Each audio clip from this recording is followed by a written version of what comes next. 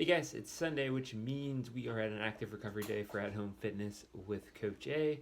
This is the YouTube channel that aims to bring you guys in gym quality coaching and workouts for your at home and garage gym needs.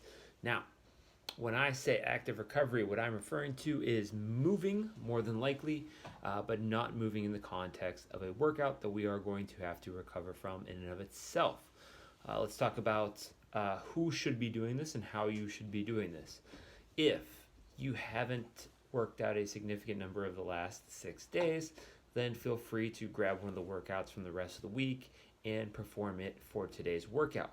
If you have been doing the workouts regularly, there's two contexts to this. The first one is if you're an everyday workout kind of person, then more than likely you probably need a full recovery day. Not active, but passive. In which case, the first option, option A, that you're going to see and hear me speak about is probably the day for you. Why?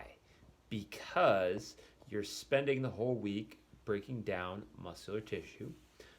By doing the workouts, you're literally creating damage, right? Which is part of the equation. We need to do that in order to rebuild those tissues and to create growth or gains, whatever you might want to call them, increase strength, things like that. So, if we are not giving ourselves the proper rest that we would need, the proper recovery we would need, that stuff's never going to get built back up anyway. Therefore, you're never going to see the gains that you're working your butts off for because your body isn't able to heal, recover, and show you those gains. Therefore, full recovery day. If we are working out many days a week, but we are taking days off during the week, specifically not today, then this could possibly be more of an active recovery day. In which case, options B, C, and D may be more for you. Stick around and I will speak about those in a second. All right, option a full recovery day, which means we do not do anything, let alone everything. Sit down, take a load off, rest, relax, recover. Does not mean you are forced to be stuck in bed. It just means you need to take a day off. All right, our first actual active recovery day option, option B, is going to be steady state cardio. 20 to 60 minutes is not necessarily equal for everybody. I have a pretty high aerobic threshold. I do not run for very much longer than 20 minutes ever. So I'm not going to go out on a 60-minute, even at 60% intensity, which is the threshold we want to stay under for our active recovery day. I am not going to go out for a 60-minute run at 60% and call that active recovery because that is going to take a lot out of me. Now, this could be any of the basic cardiovascular activities, using a rowing machine, using a ski erg, riding a bike, etc. Going for a hike, just keep it at or below 60% intensity the entire time. You should be able to have a conversation with whatever you're doing. This will allow the body to flush out lactic acid and help aid the recovery process without forcing us to recovery from this specific activity. Option C is going to be yoga or mobility to improve our flexibility, range of motion, lengthen those muscle tissues, help them recover, relax, all of those good things. So what we're looking at here can be anywhere from 20 to 60 minutes.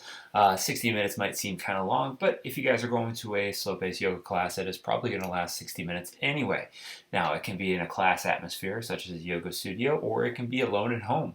It can be programmed based on a mobility session site or something along those lines, or it can be by feel, meaning you're basically feeling out what hurts and you're working on that as you go.